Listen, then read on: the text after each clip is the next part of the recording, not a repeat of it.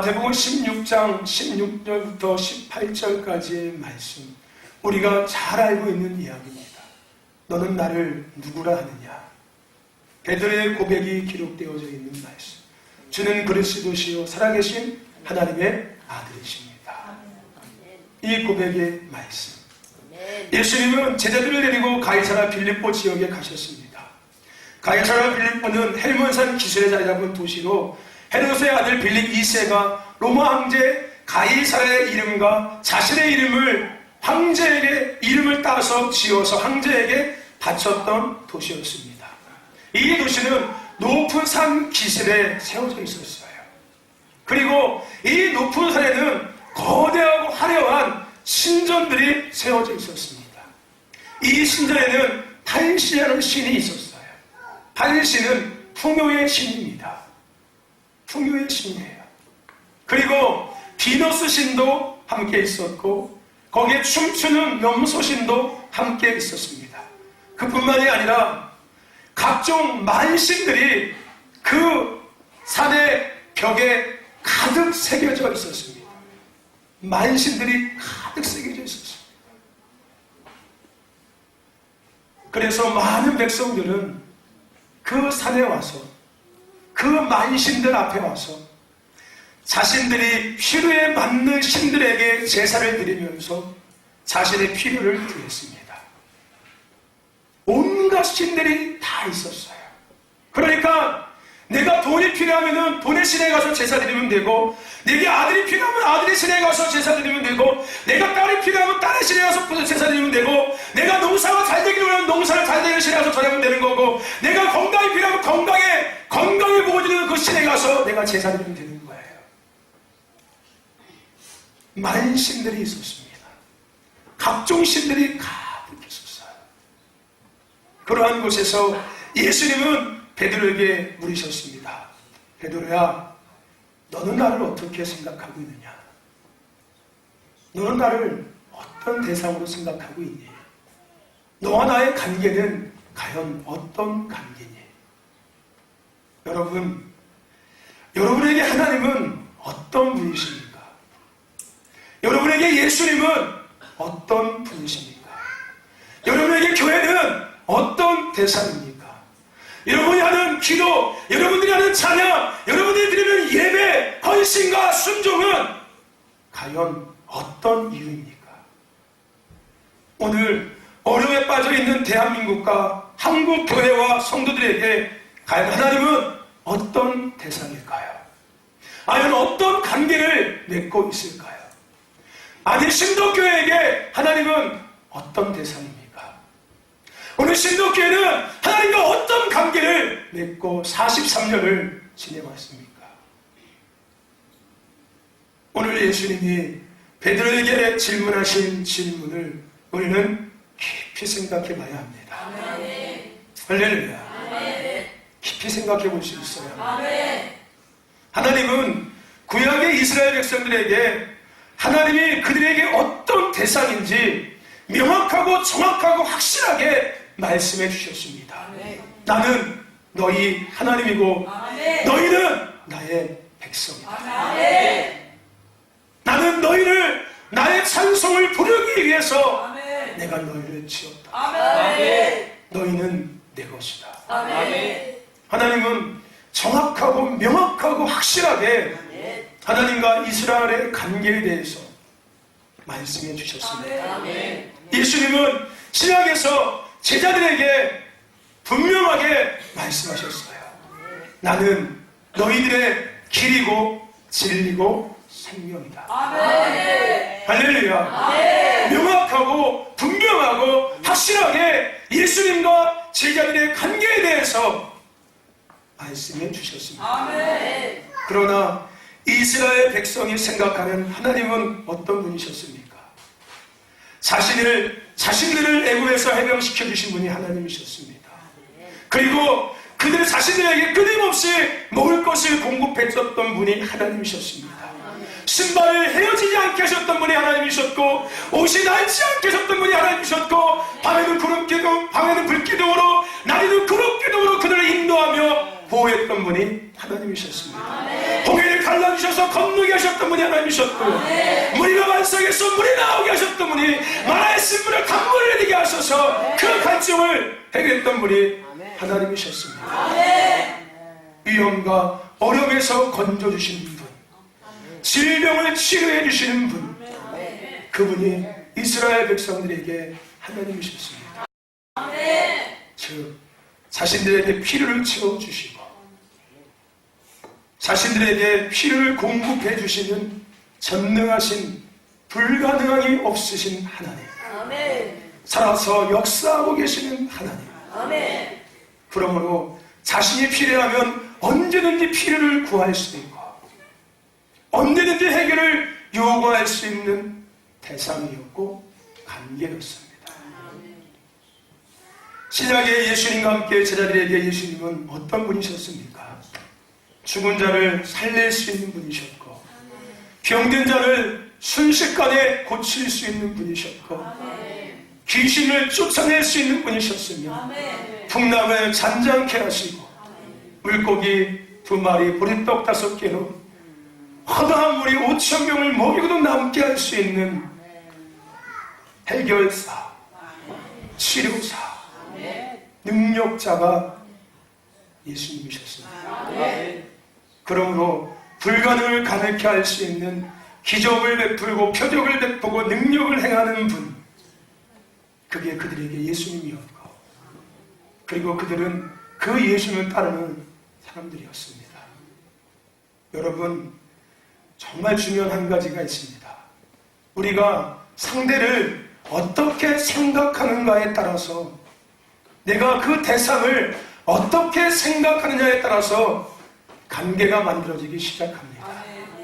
그리고 그 관계에서 끝나지 않고 그 관계는 나의 삶의 열매로 나타나기 시작합니다.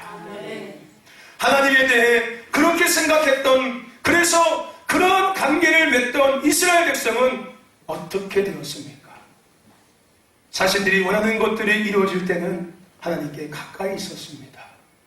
하지만 자신들이 원하는 것들이 이루어지지 않을 때는 서스럼 없이 불평과 원망을 했고,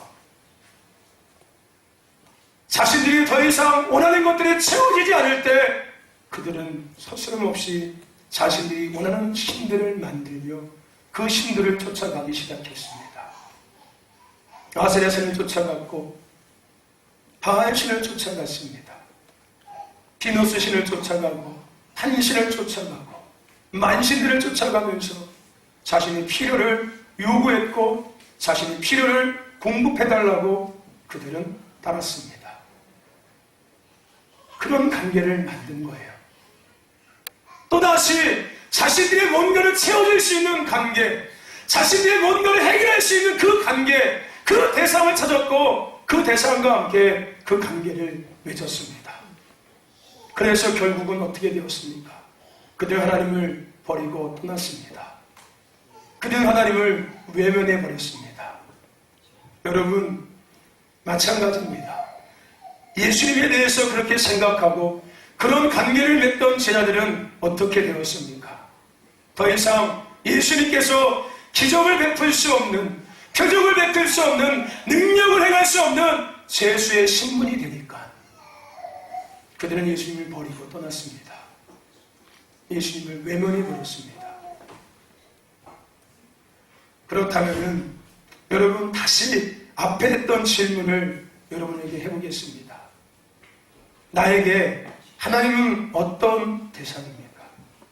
나는 과연 하나님과 어떤 관계를 맺고 있습니까? 나에게 예수님은 과연 어떤 대상이고 나는 예수님과 과연 어떤 관계를 맺으면서 지금까지 믿음의 길을 걸어왔습니까? 나에게 교회는 어떤 대상이었습니까? 나와 교회는 과연 지금까지 30년, 40년, 50년 동안 어떤 관계를 맺고 지내왔습니까? 나에게 찬양과 나에게 기도와 나에게 예배, 순종, 헌신은 어떤 대상이고 어떤 관계가 있었습니까? 나에게 목사님은 어떤 대상이었습니까? 나와 목사님은 과연 어떤 관계였습니까? 여러분 옆에 있는 여러분의 교우들은 여러분에게 어떤 대상이었고, 여러분은 그들과 어떤 관계를 맺고 지금까지 지내왔습니까? 필요를 구하고 필요를 채워주는 대상이고 관계, 문제를 이야기하고 문제를 해결해주는 대상이며 관계, 나의 외로움을 달래고 나의 슬픔을 달래고 나를 자랑하고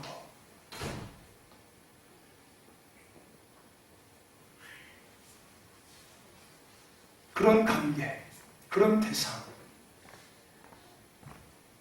나의 삶의 힘듦을 해결하는 그런 대상, 그런 관계, 나의 계획을 이야기하고 이루어지는 대상, 그런 관계, 혹시 여러분 아니었습니까? 그렇다면 우리도 이스라엘 백성처럼, 예수를 따랐던 제자들처럼 더 이상 나에게 필요가 채워지지 않는다면, 내가 요구하는 것이 이루어질 수 없다면, 내가 해결하는 것이 해결되어질 수 없다면, 아마 우리도 언제든지 교회를 떠날 거고 하나님을 떠날 거고 예수님을 떠날 것입니다. 기도의 자리가 나에게 더 이상 중요하지 않을 것이고 예배의 자리가 더 이상 나에게 중요하지 않을 겁니다. 헌신과 순종 나에게 별로 중요하지 않을 거예요. 대신에 또 다른 뭔가를 찾겠죠. 나의 필요를 채워줄 수 있는 또 다른 대상을 찾겠고, 그 대상과 함께 또다시 관계를 맺으면서 나의 필요를 채울 것이고 나의 문제를 해결받을 것입니다. 오순절 다락방에 모였던 그들도 마찬가지였습니다. 그들도 똑같았어요. 상대에 대해서 잘못된 생각을 가지고 잘못된 관계를 그들도 맺고 있었습니다. 그러나 그들에게 성령의 불이 임했습니다. 아멘. 하나님이 임한 거예요. 아멘. 진짜 하나님을 만난 거예요. 아멘. 진짜 예수님을 그들이 만난 거예요. 아멘. 그리고 모든 것이 태워졌어요. 아멘. 모든 것이 새로워졌습니다. 아멘. 하나님과의 바른 관계가 회복된 거예요. 아멘. 그들은 이제 하나님이 자신에게 어떤 분인지가 분명해졌습니다. 아멘. 그리고 자신은 하나님의 어떤 존재인지가 분명해졌어요.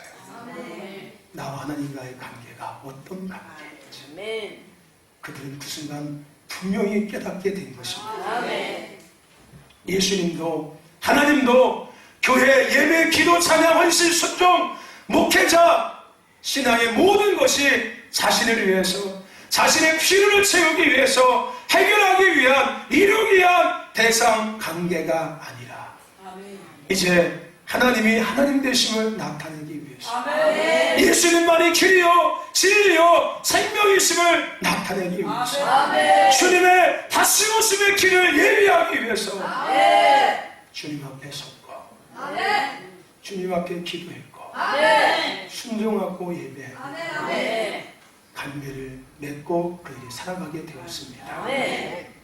그들에게 부흥이 임한 거예요. 아멘. 할렐루야. 아멘. 여러분, 부흥은 관계가 바르게 다시 회복되는 게 부흥입니다. 아멘. 할렐루야. 아멘. 잘못된 관계, 오해로 세워졌던 관계, 이 관계가 다 태워지고 다시 바른 관계, 아멘. 본질적인 관계로 회복되는 것, 이게 바로 부흥입니다. 아멘. 아가서에서 하나님은 나와의 관계를 말씀하셨습니다. 하나님은 나를 어떤 대상으로 여기고 계신지 말씀하셨어요. 하나님은 나에게 이렇게 말씀하셨습니다. 나의 사랑하는 자가 내게 말하여 이르기를 나의 사랑, 나의 어여쁜 자여 일어나서 함께 가자.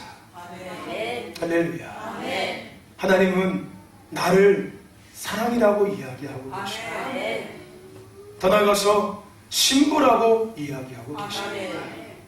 내가 그렇게 뜯어먹었던 그 하나님의 능력, 내가 그렇게 필요할 때만 갖다 썼던 그 하나님, 그 예수님이 나에게 말씀하세요.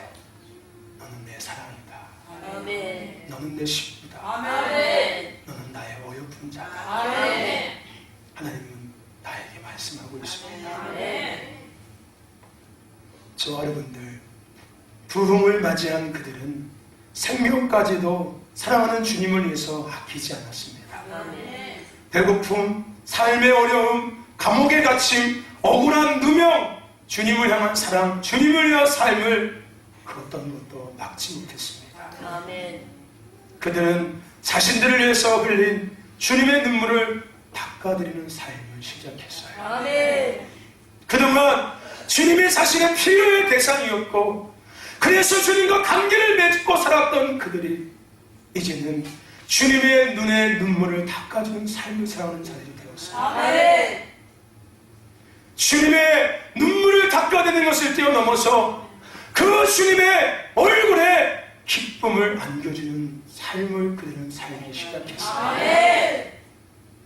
이제 우리 신도교회는, 이제 저와 여러분은, 대한민국은 돌아가야 합니다. 아멘. 하나님과의 본질적인 관계로 돌아가야 합니다. 아멘. 더 이상 하나님을 이용하지 마십시오. 아멘. 더 이상 하나님을 필요의 조건에 갖다가 쓰지 마십시오. 아멘. 그리고 필요가 없으면 버리는 분이 하나님이 아니십니다. 아멘. 더 이상 나의 요구를 하나님 앞에 구하고, 그 요구가 이루어지면 기뻐 뛰다가, 그 요구가 이루어지지 않으면 원망하고 불평하고, 하나님이 어딨냐고, 하나님이 이럴 수 있냐고, 더 이상 이런 어리석은 삶을 살지 마십시오. 아멘. 하나님은 우리에게 그런 대상이 아닙니다. 아멘. 예수님은 우리에게 그런 대상이 아닙니다. 아멘. 우리 하나님과 그런 관계를 맺으면 안 됩니다. 아멘. 할렐루야. 아멘. 하나님은 우리를 사랑한다고 말씀하세요. 아멘. 신부라고 말씀하고 있습니다. 아멘. 우리는 신랑의 신부가 돼야 합니다. 아멘. 이제 그 하나님의 사랑 앞에 우리도 화답할 수 있어야 돼요. 아멘. 할렐루야. 아멘. 아멘.